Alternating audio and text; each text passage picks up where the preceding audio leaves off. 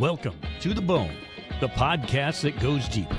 Here we cut through the noise and get straight to the core of the issues that matter.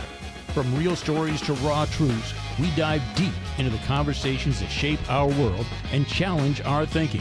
We're not afraid to dig in and get to the marrow of it all. Whether it's life, culture, or business in sports medicine, we're here to break it down raw and real. No filters, no fluff, just to the bone. With your host, Shelby Daly, we're getting to the bone. This is a clinically pressed, approved CEU podcast. Find the quiz to gain credit at clinicallypressed.org/courses. Clinically Pressed Company, making the complicated simple through results that give back. Find out more at clinicallypressed.org. Let's get started. Welcome back to the Bone. Today we have Adam Annaccone. He is currently at the University of Texas at Arlington. He is an expert in systematically and analytically developing performance healthcare programs. He is also the sports medicine coordinator, a consultant, director of performance healthcare, program manager. What else do we got? All around nice guy. I know. So well-rounded. NSAM, you're a advisory committee member, and then NATA, you're the co-chair task force on sports science, health, and data analytics. Yep. So you are highly involved in everything. Yep, try to be. So today we were going to talk about performance and how this is kind of a new puzzle piece to the whole equation of athletic training and what all goes into providing the best performance outcomes to an extent. So it's a newly emerging portion of athletic training, especially with all the technology and data and wearable, computer chips and all this stuff. So today we really wanted to hit on what does this all mean to athletic training and how can it better our care? So what does performance mean to you, Adam? Well, I think performance means a lot, but performance healthcare means even more to me because it's this marrying of all these different disciplines. We are I truly think in a really exciting time with the emergence of technology and all these professions coming together to improve outcomes. We're at a really exciting time. And so I think what performance healthcare means to me is individual-based care that matches the needs of our patients, our clients, anyone that we're working with. Yeah. So in the past, through your career so far, what is kind of the evolution of addressing performance in athletic training have you seen? Yeah, so I think it wasn't too long ago where we saw these silos be built up between athletic training, between performance with physical therapy. You look at the history of the NATA and kind of the spat between them and the APTA. These silos were built, and I think everyone was doing it out of protectionism. Like they wanted to claim what they were doing was beneficial. This way they could gain recognition in a system that was reimbursing for services, right? So it's normal type of behavior. But what we've started to see is that those silos don't really stack up or don't align well when we are trying to provide total care for an individual from the time that they start participating to the time that they're injured to the time that they return and then achieve ultimate performance. We need those barriers to come down. And so I think if we think of the history and kind of where athletic training and performance have evolved, we are recognizing the fact that having those egos and putting those barriers up doesn't do anything for the ultimate outcome. Yeah. Well, I know right when I graduated in 2015-ish, it seemed like there was still such a rift between PTs and strength and conditioning. I think it's settled down a little bit, but it still seems that we are very open to working with these other providers, but they're still a little shut off from working with us.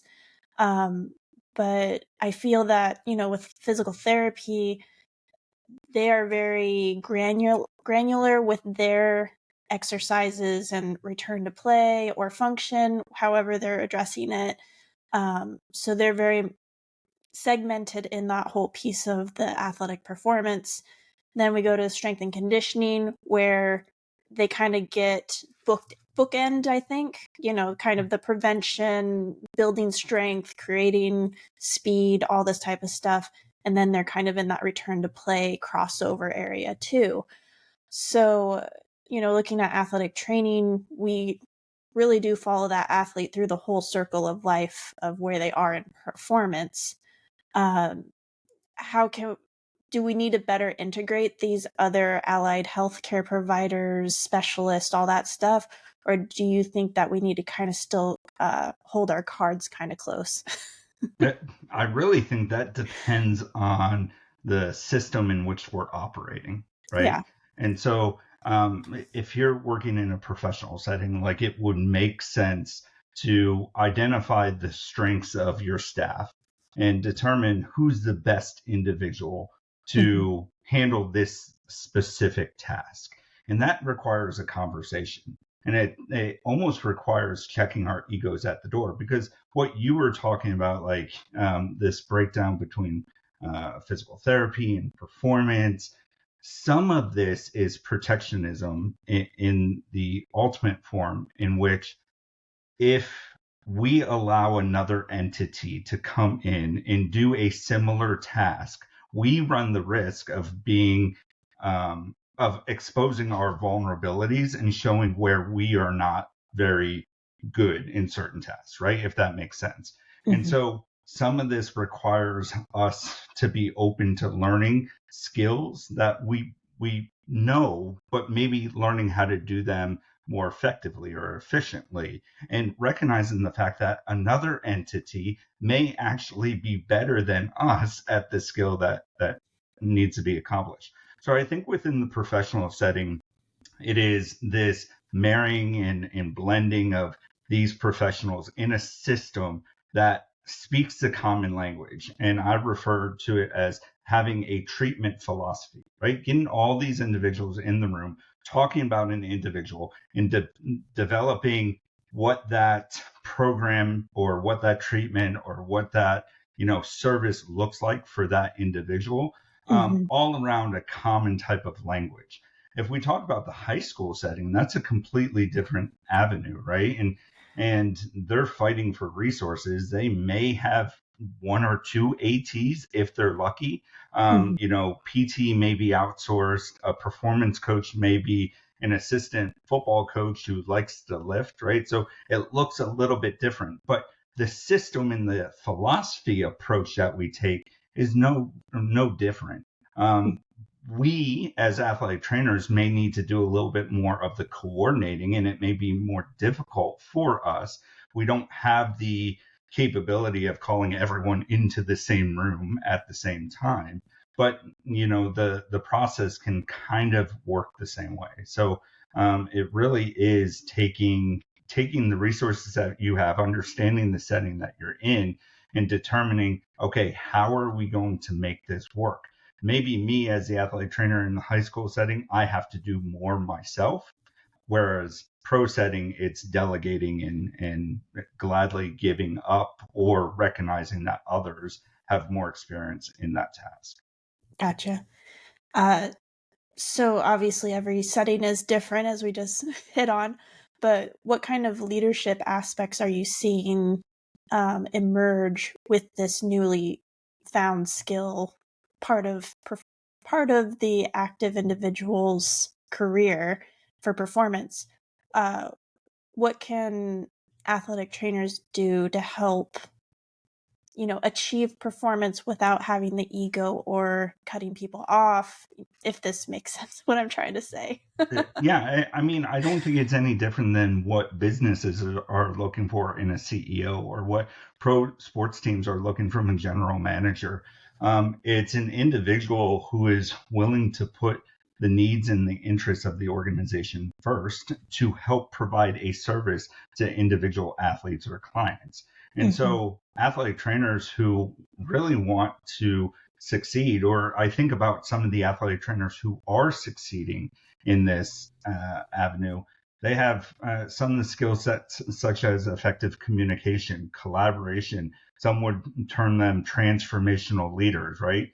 And leadership can be defined multiple different ways. There's no common denominator, common definition for leadership. But in my eyes, leadership is really someone that is setting a vision and moving an entire organization towards that goal. Or a leader could also be, as Simon Sinek says, leading from behind, to where, you know, you're pushing people in that direction, but we all at least understand where we're going. So it's multifactorial. I think communication skills, organizational skills. I think being able to leverage technology, and this is a big piece that really separate people out now, is understanding technology, not necessarily knowing how to implement it, but knowing the data output from it and how you're going to use it. Being able to determine whether or not data is standardized. Is it good data? Is it bad data? Being able to evaluate technology. The health and wellness sector is a multi-trillion-dollar sector, and everyone is trying to push their own service onto you or latest gadget and technology. And that's great. I love all the innovation that's coming out, but we need to be very good stewards of what we're allowing into our practice.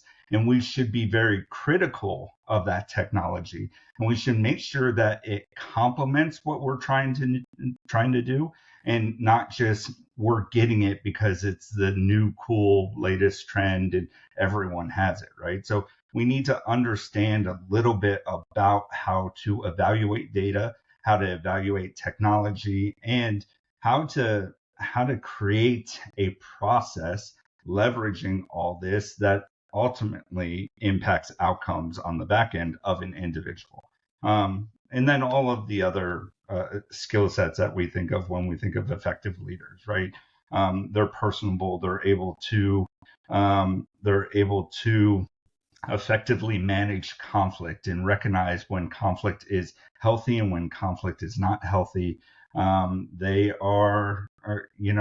they put the team first. So everything that we would like to see in a boss, right? If we think about what we want to see in a boss, is really beneficial. So you need to do those things well, but then you have to have this understanding of what is performance doing, what's physical therapy doing, what's the new technology that's coming out, how are we going to utilize this data that will set certain athletic trainers above others. Yeah. Raise the bar in 2025. Complete your BOC certification maintenance requirements early. Don't forget that 2025 is a reporting year for athletic trainers. Are you on track to complete your BOC certification maintenance requirements?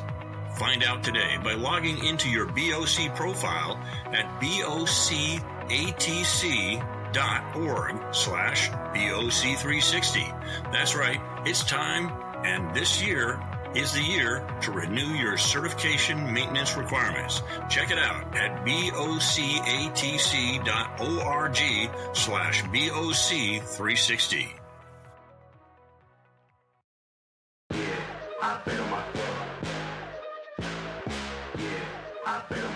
Your body is the most important instrument you have to perfect your craft, and it's important to keep it in top form.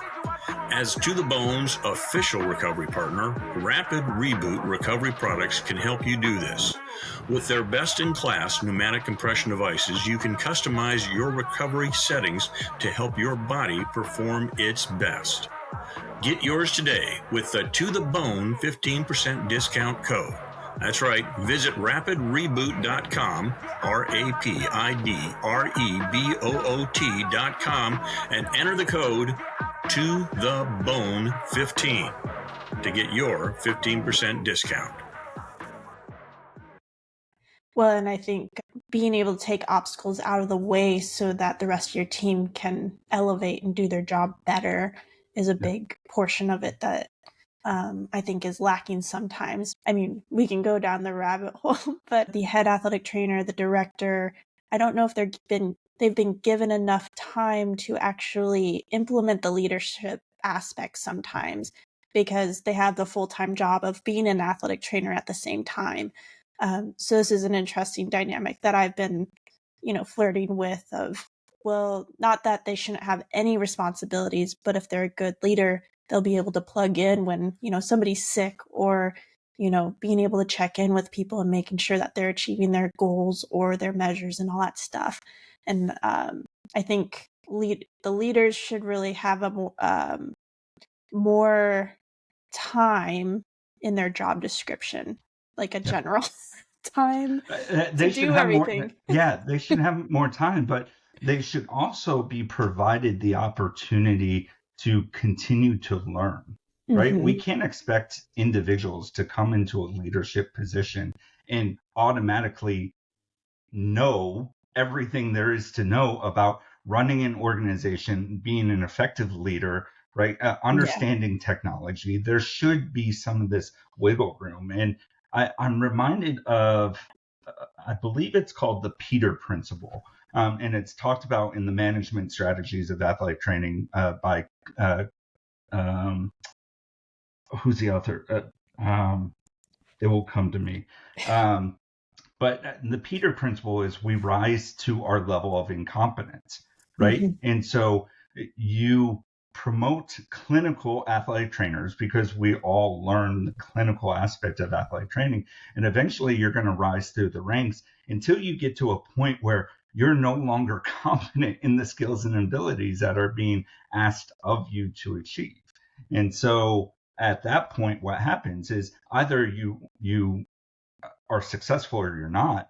And then if you're not, you get fired, and then you may not ever get another position in that role again, or you may, but then without growth opportunity, you may see that constant turnover of that individual. And so we really need to recognize that as athletic trainers, just because we're a really good clinician doesn't mean we're going to be a really good administrator, or we're going to be a really good business owner, or what have you. We need to spend the time doing the self-reflection that's needed, but also our organizations and our employers should be carving out opportunities for us to get that continuing education growth that we need so that we can learn some of these new skills. Yeah.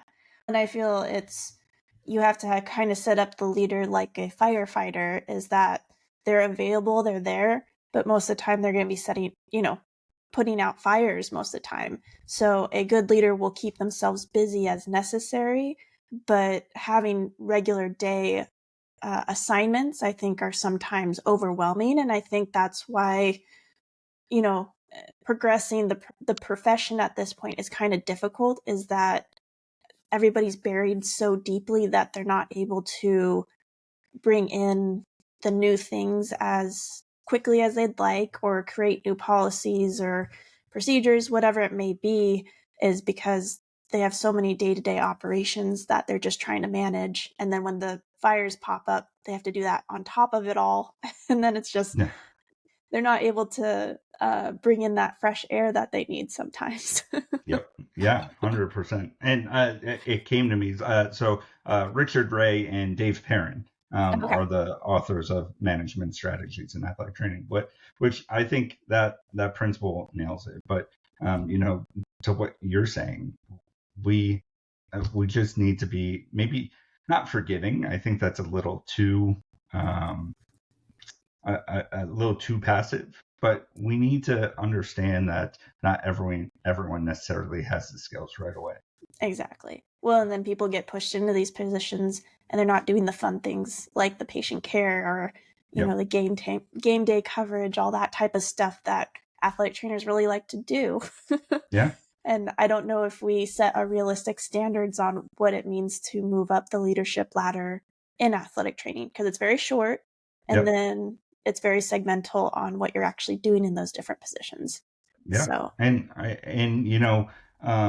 good, bad, indifferent, the shift to the master's degree limits the amount of time that you can spend on offering some of those experiences and some of those skills.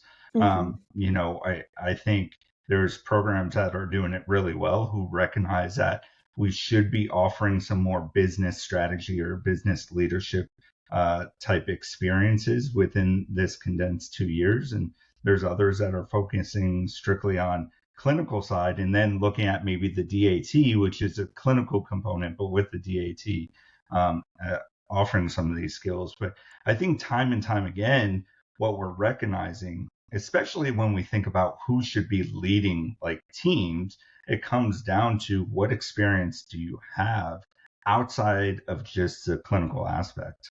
Mm-hmm. So we hit on the soft skills. What are some of the hard skills that athletic trainers need to start incorporating into their professional development or continuing education to help with this performance pathway? But data analytics, data science, let's see, AI, telemedicine. So anything technology, I think learning those, right, and gaining that knowledge will be extremely beneficial. And, it's funny. I talk to some individuals who are not very tech savvy, who, kind of push back a little bit. And I use the analogy that this is no different than what we do every single day. When we go and document an injury, we are producing data that then can be looked up a year from now, look at past, trends. Hey, last year you had 15 ankle sprains with your men's basketball team. That is a data point, a data set, right? It's not being collected by technology. 10 years ago, it was on paper and pen. Now it's contained within an EMR. So doing the hard skills of first documenting and using a system that can effectively document, but then understanding just basic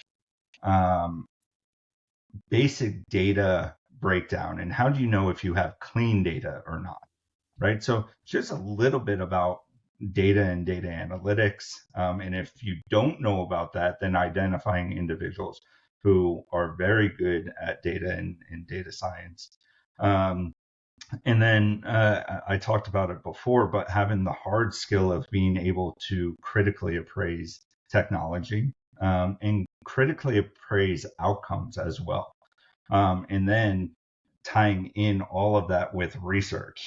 I think research is a big component, and I have my own thoughts and opinions on research. I think research has gotten a little watered down as far as quality, but as healthcare providers, we need to be able to read, have some level of research literacy. And without it, we're just going to be hopping onto any type of bandwagon. I'm trying to think. I'm going to flip the question back on you. And what hard skills do you think in this day and age would benefit athletic trainers? I think that going through it, talking to people right now, I think we need to look at the educational programs to an extent. Not changing necessarily the KD standards or the curriculum to any point, but I think we need to take it a step back.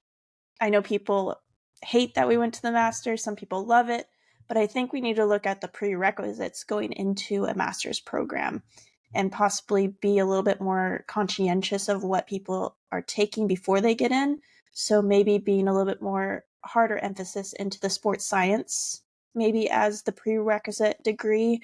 I think that some of the business classes should be sprinkled in as a general education course. So I think it's maybe getting the carriage before the horse. Whichever way. But I think trying to funnel people in a little bit more strategically. From what I've heard and talked in the background is a lot of these programs are struggling because they're teaching the students how to be a student.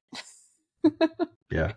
And so I think if we can be strategic on what courses are being taken, it may help with the student production ultimately, and the quality, and being able to streamline who's being accepted into the program. And then even taking it a step further is looking at the high school ROTC, or not ROTC, the sports medicine courses that a lot of athletic trainers are hosting, and maybe trying to figure out I don't want to cookie cutter it, because not any of the KD programs are cookie cuttered. They're doing their own things, but maybe helping guide them in what they're teaching in the courses, to help market to those students to get them on the path of being athletic trainers. Yeah. So a little bit of a snake way of your question, but I think those are some of the skills that we need to start looking at more, are the prerequisites getting into the program to make it stronger. I don't necessarily hate the master's program, but I am a master's product. Mm-hmm. I liked being able to go in and fully concentrate on the 2 years and fully immerse myself. And obviously everybody matures at different ages, but I think getting that 4 years of undergrad under my belt, it was great to just get that out of my system and then go get those 2 years done. But everybody has different experiences. Every program's better or worse. You can take that wherever you want. Yeah, I certainly appreciate the argument too that the onus really should be on the student as far as how much they want to learn. Right, students come into a master's program, they can learn a lot and push the envelope, or they can coast by, right? Yeah. And still, it's that old saying: what's the last person that graduate medical school? What are they called? Doctor, right? Yeah. And so it's some of the onus is on personal drive and personal passion. And not everyone is going to be the leader in our profession, and I think sometimes we need to recognize that that's the case. And but we also shouldn't shy away that there are those who are craving more knowledge. And so, to your point, creating better standardized type courses, or courses that go above and beyond things that have been taught in the past. Because for me, I think, and this kind of gets into my gripe a little bit with research, is that it's the same things that are being produced over and over, right? And nothing against them, because like a lot of really valuable content, but evaluating a shoulder, right, course that's offered time and time again, I think, it's really beneficial for someone who's never done it. But for a seasoned athletic trainer or someone who's looking for more, I don't know that there's really targeted programs to build some hard skills and after a master's program. And I love that you bring up and maybe challenge the school of thought with prerequisites, because that's the first time that I've heard that. And since you said that, my head is kind of now tumbling in 14 different directions of what that looks like, because I do think there's something behind that. I do think if we require a little bit different set of skills coming into the program, on the back end, would we produce a different type of clinician? So it's, I think at this point in time, everything's on the table. We should be more inclusive than we are exclusive to things. And we just need more visionary individuals to help define what the future athletic trainer looks like. Yeah. Well, and I think even figuring out how to make research more sexy. Yeah. I think also having that as a prereq, because I know going to my master's, I mean, that was probably my first real hardcore research class. And it was tough because you're going into the first 2 years, you got 2 years to figure out what type of research you want to do. Not that we did capstones. I think we did 2 research projects, but it was just I was learning so many new things at that moment in time. It was very difficult for me to really pick something to do research about. And then you kind of, turn to the easy thing of, well, ankle sprains. Yeah, let's follow that, or something else. I think like a heuristics class would be great to, start reflecting on how you think and process and take in knowledge would be an awesome class to start in your undergrad also, so that when you go into the program, you have more thoughtful questions when you're going through. They always say there's no dumb questions, but there are some dumb questions. You just didn't Right. listen most of the time. Yeah, right. So it's, trying to quickly rethink of, well, why am I confused on this, and make it more meaningful to the conversation, which I think that's where it's difficult in some of these master's programs, is it is such a widespread level of experience or competence. I don't know what word you want to stick on it, but I think it gets frustrating for some students that are doing pretty well and kind of feeling like they're getting held back by other classmates ultimately. I mean, I kind of felt that way a few times in different courses that I was in, but Yeah. everybody Well, has different not to experiences. bring it back to the Peter principle, but some of that plays into this, right? We're asking students who may or may not have experience in the research process to Mm-hmm. come into a program where we are basically flooding their brains with information and then telling them, you have to produce some sort of research component. And so, you know, why students gravitate to the ankle sprain is because it's easy, because in that setting they need something very easy to digest. And you're going to see an ankle sprain. And you're going to see an ankle sprain. Which brings up the conversation of specialties. Like, programs should be Mm-hmm. offering some sort of specialty track or specialty experiences. I know at UTA we've identified kind of 4 key pillars that students can walk away with, and they're not perfect, and by all means we don't have the time to invest a ton of stuff into those pillars, but we try to strategically align our classes with those pillars and deliver content that meet those pillars. Mm-hmm. And I just hope more programs do something similar to that, because then you can let students know and advertise to students what they're going to take out of it. Purposely, one of the pillars within our program is not research. We want students to be really good consumers of research, but not necessarily producing research. Mm-hmm. Now, we have students who are passionate about it, who know early on they want to do research, and we are mentoring them and working with them one-on-one to meet those passions. But it's not a blanket, everyone has to produce research. It's working within the confines of the Katie standards, but then also building that individualized plan of, okay, you have a strong passion for research. How can we meet you where you're at? You don't have a strong interest in research. Where can we meet you at where you're at? And then capitalize on some of those skills. So everything we're talking about with like organizations and performance healthcare, it's the same type of process. And I think at times I make this too simplistic in the fact that I operate very analytically. I can sit there and I need everything to be mapped out, and I've talked about systems, I talked about strategy, I've talked about philosophy, right? It all needs to flow together with Venn diagrams and all that, and not everyone thinks that way.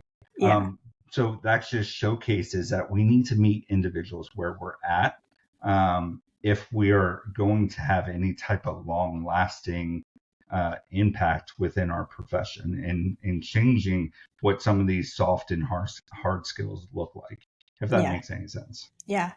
Well, and I don't like regulations, but with the continuing education to renew your certification, I do kind of feel that every 5 or 10 years, you should have to kind of submit some sort of research to prove that, you're able to put it all together. I don't know. This is just something that came to my mind, but I mean, I'm about 10 years into being certified, and now I think I'm starting to connect the dots on, oh, this is really interesting. I want to do research on this. I've never wanted to do research in my life, but now it's kind of like, that would be a really cool opportunity. I don't know if this is like the entrepreneur mind that I'm getting into, but this week, one of the surgeons I work with, he's monitoring his blood sugar while he's doing surgery. And I'm like, that's so cool. Like, you guys are athletes when you are doing that stuff. You're standing for so many hours. You guys aren't eating, how it ultimately goes into the performance of the hospital to an extent too, of if you're not recovering well after a long surgery, or a surgery went longer than expected, how does that affect you in your performance the next day or whatever?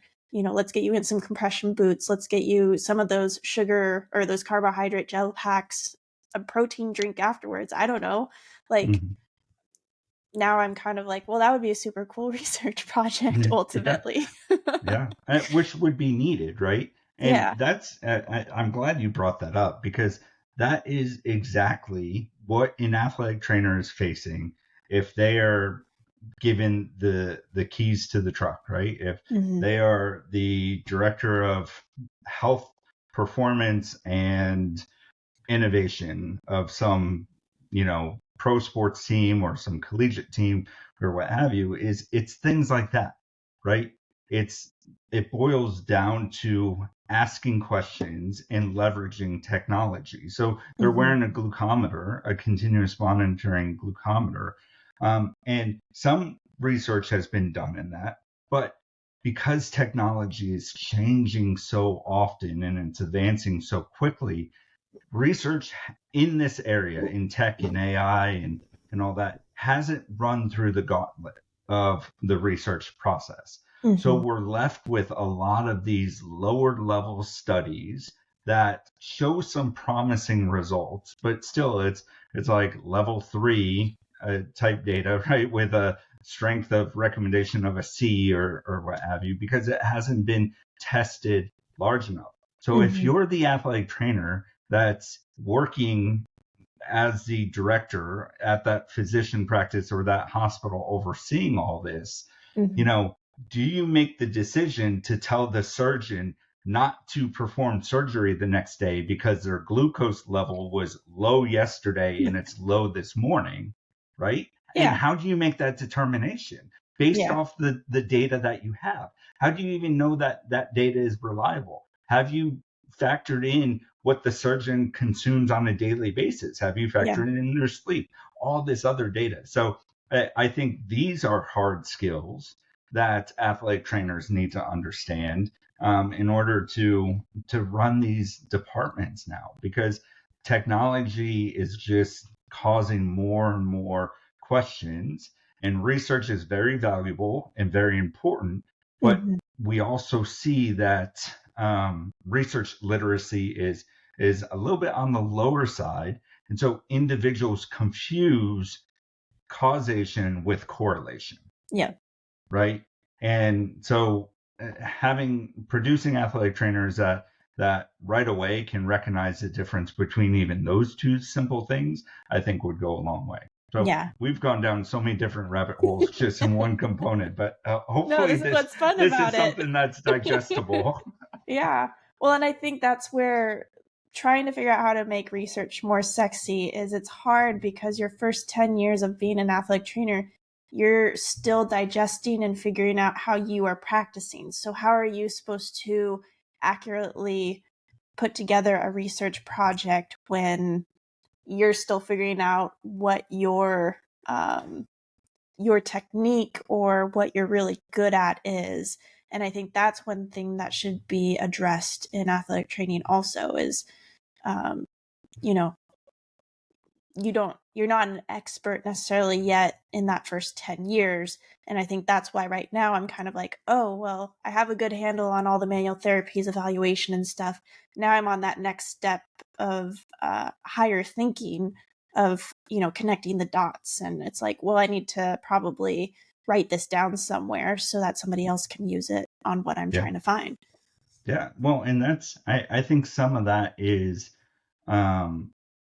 aligns with the documentation piece, right? Like if we are not documenting within our clinical practice, then number one, obviously that opens us up to liability. But number two, think of all the data that were just thrown by wayside.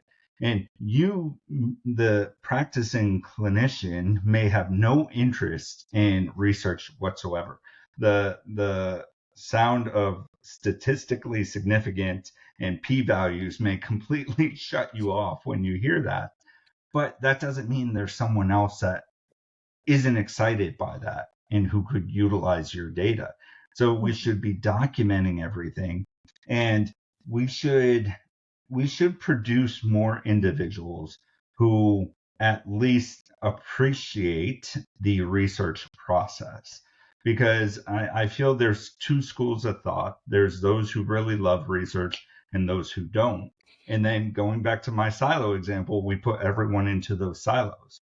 Well, those who don't love research still need to understand research if we're going to practice evidence-based medicine. But for some reason, I think we have completely turned it off. As you said, it's not sexy, right? And some of it isn't sexy. It isn't digestible in a tweet or in X or whatever, right? Or it's not in a pretty TikTok video or something like that, right? Yeah. But that doesn't mean we shouldn't be consuming research on a daily basis. And it also speaks to the need for being able to utilize something like AI to help the clinician. And I think that's some of the most exciting aspects that's coming out. AI isn't perfect right now, but it can help us bridge that gap between those who are passionate and those who are clinicians. Yeah. Passionate about research, to help maybe increase some of that research literacy and put it easily at our fingertips. This way we don't need to do a whole systematic review and everything else. Like, we need to learn about that, but it really comes down to the speed at which we can process this and answer some of these questions in the clinical setting. Yeah. Well, it's almost, we need a platform like Tinder where you match someone that's really good at doing research and somebody that's going to go carry out the research. Because I can carry it out. I just hate, making the data. Yeah, right. Well, and I guess this talk is somewhat loosely centered on performance healthcare and leadership positions and that. So I'll always try to drive it back to that component. Like, that's exactly what a leader in this setting needs to be able to do. Is they don't need to know how to do the research.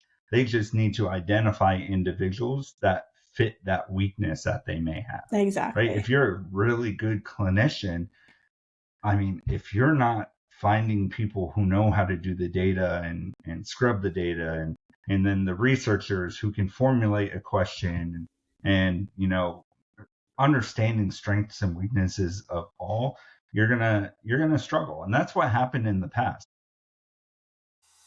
Now, more than ever, athletic trainers are becoming inundated with the growing volumes and sources of data surrounding clinical injury management.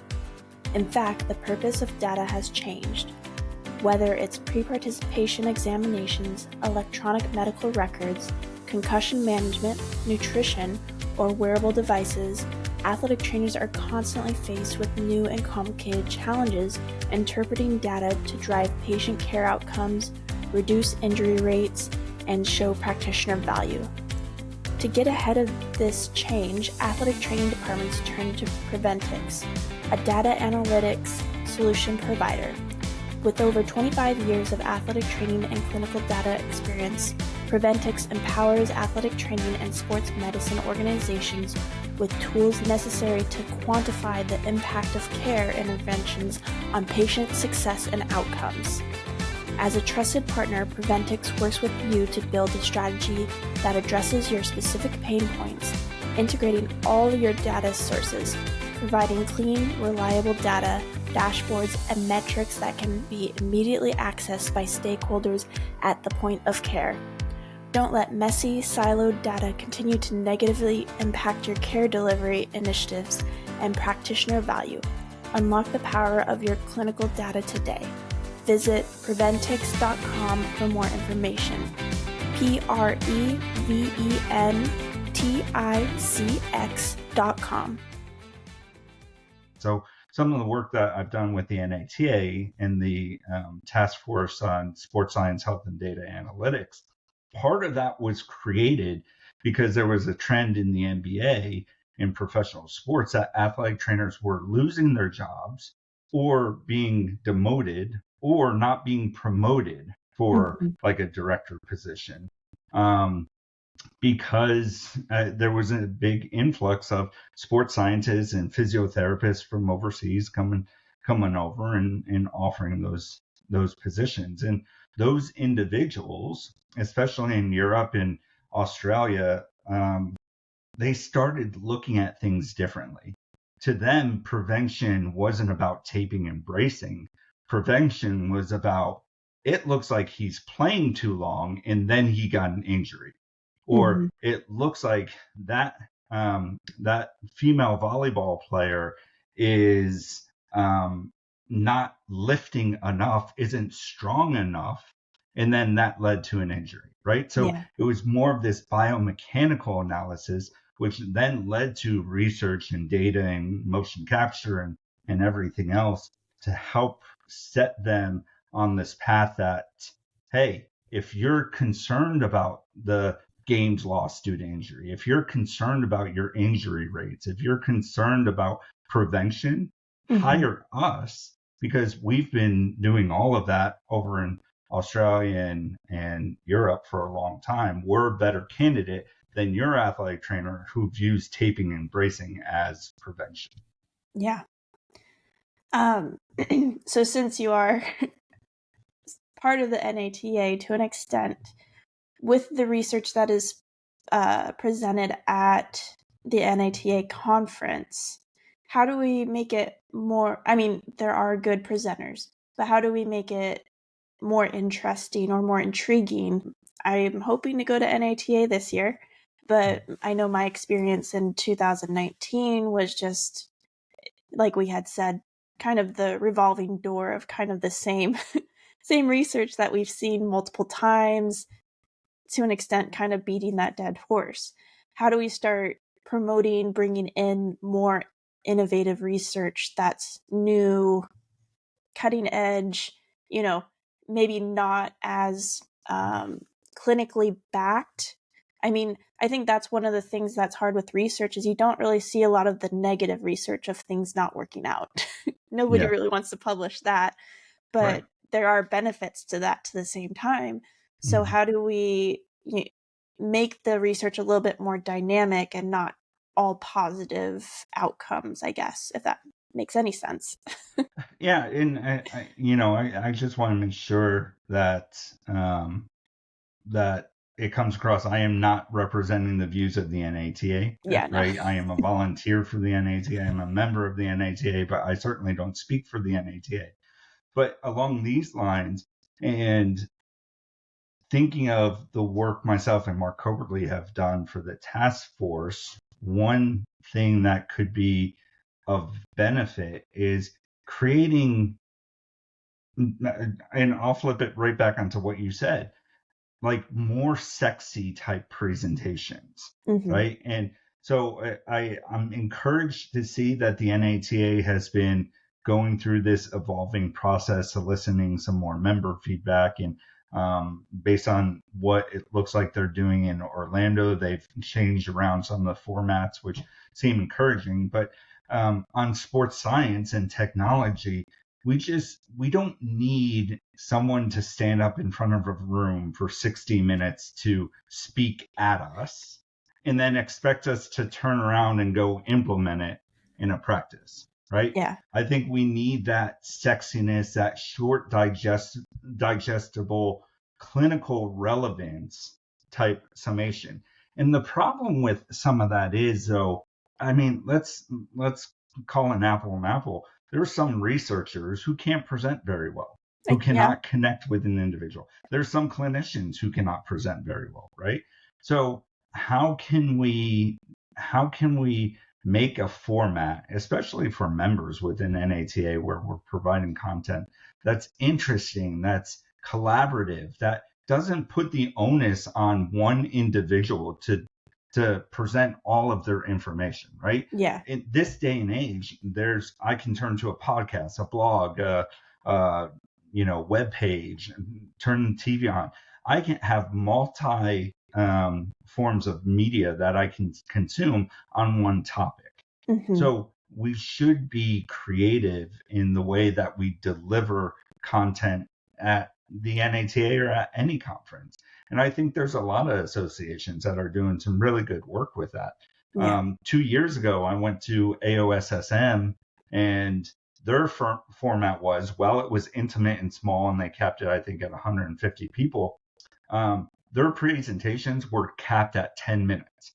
So they had physicians that had to come in and talk about, tenotomies, Mm-hmm. and they capped it at 10 minutes for that presentation. That's really hard to do. Yeah. Right. And then to have a takeaway message. And it was fantastic. I loved it. I mean, the day we sat in a conference room for 2 days straight, and it felt like we were there for 5 hours. Yeah. Because that's how much it was engaging. And it was a lot of, okay, we're going to present information, and now we're going to give you time to talk about it and ask questions and discuss the clinical significance of it.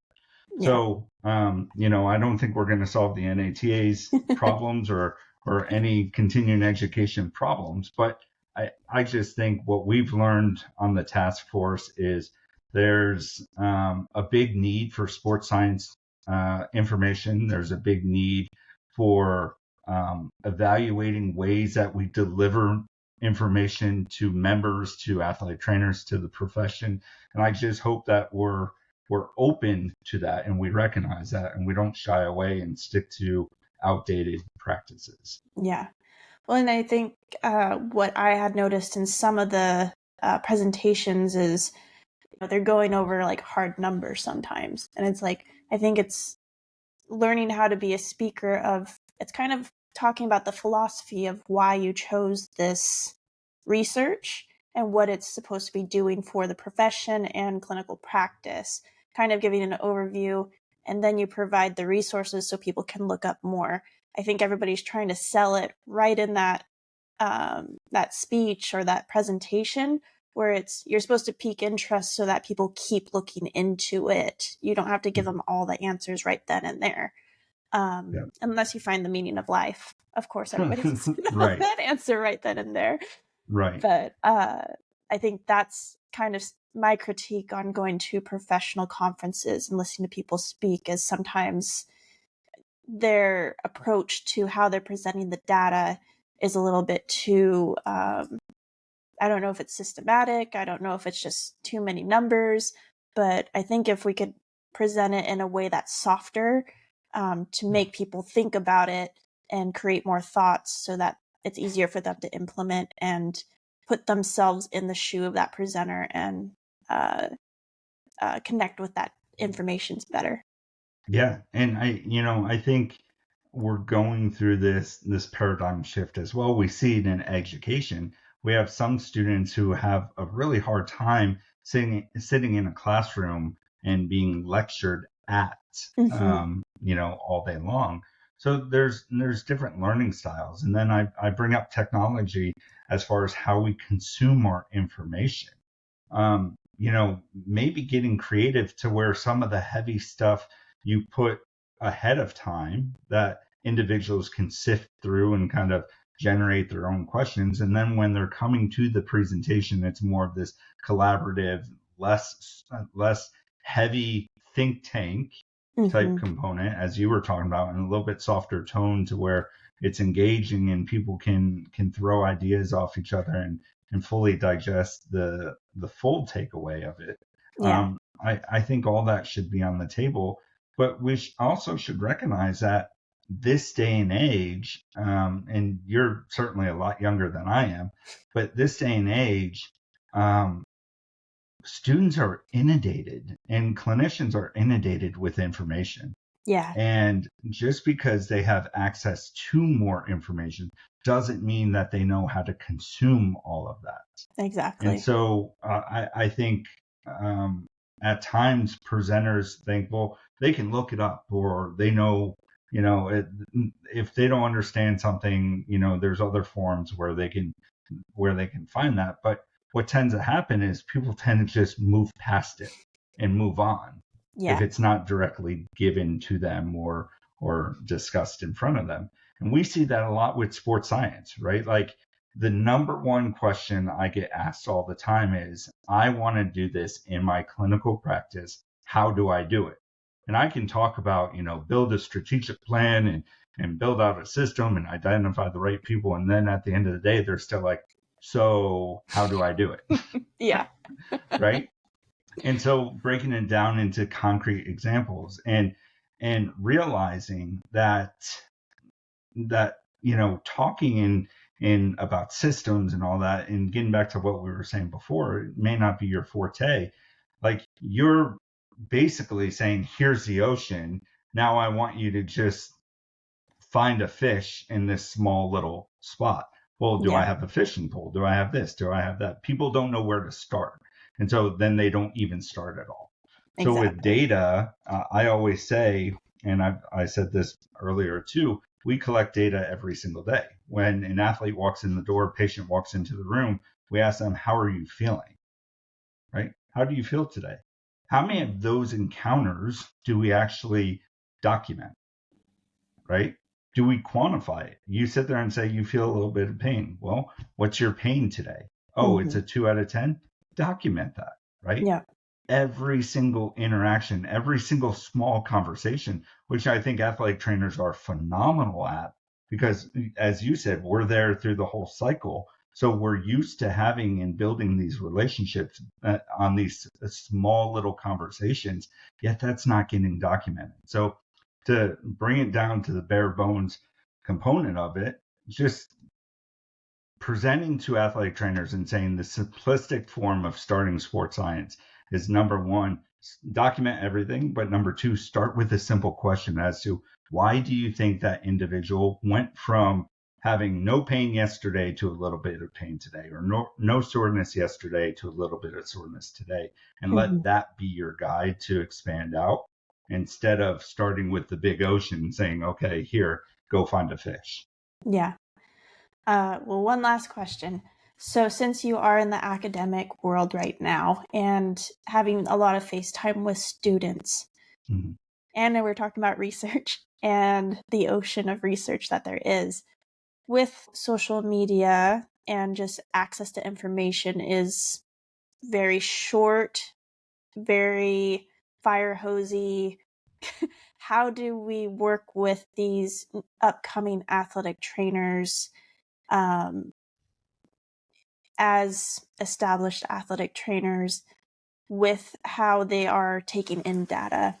If that was kind of a lot of things. No, but I think it's much like anything. Those who are very much reflective in their process. Me as an educator, me as a leader, me as a business owner, I try to be as reflective as possible.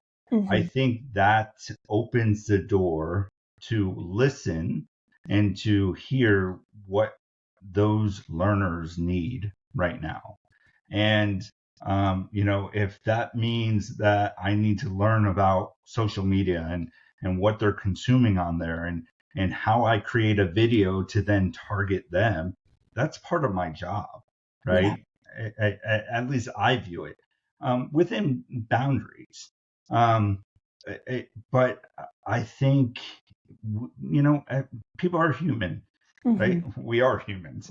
And with humans, we have flaws and we tend to get stuck in our ways and life and busy. And we're tasked with doing more things now and knowing more things now than we've ever had to in the past. So it's overwhelming. And we carry around our own buckets. And at time, or most of the time, our buckets are overflowing with water. But, I think nothing is nothing is learned more than releasing some of that water from your bucket and accepting others' water, right? Okay. And learning what they need and being vulnerable and being reflective and just truly trying to build our own skill set. And through that, I think that's how we advance the profession. I mean, I don't know if that's what you were getting at and if that answers your question or not. I think it hits on it well. I mean, it's creeping into regular athletic trainers that have been established too. My attention is very short nowadays. Mhm. So it's, Yeah. and then we're inundated with so much information that's moving so quickly. One day it's this, next day it's that. So deciphering that, if we need to start kind of centering again and maybe not taking in all the variables and simplifying it a little bit more, would that be better patient care than taking in every single little piece of information for that type of injury or treatment or whatever it is that you're doing research on? Yeah, and so you're speaking more to the say patellar tendonitis, right? Mm-hmm. And you turn to social media and you can find 15 different treatment techniques to where all these experts are saying my way is the better way, right? And how you kind of sift through some of that. Yeah.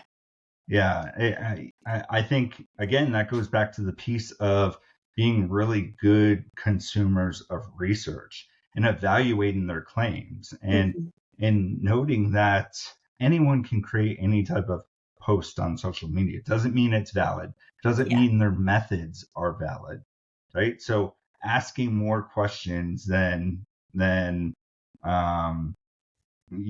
jumping to implementation. I say in class all the time, I was like, patellar tendinopathy, what are we going to do for her? Are we going to stand on a chair on one leg with a table over our head and, weights on both sides? Because I saw a video of that on social media. Are we going to do that? Are you going to be the clinician that sees someone do it on social media and then say, oh, I got to implement that with my patients? I mean, would we do that with maybe something more close to home with our kids? Would we find something? Well, I'm not going to go down this rabbit hole because there are people that do that, right? Yeah. But I think the point of the matter is we need to identify our own Peter principle. And we need to identify where our level of incompetence is and work towards improving our competence in areas that we don't feel competent in and making sure that we're constantly questioning everything. The research process as clinicians, as consumers of media, I think we've gotten very soft at questioning the validity of a lot of things. And I would love for us to get back to that. Yeah, definitely. Yeah.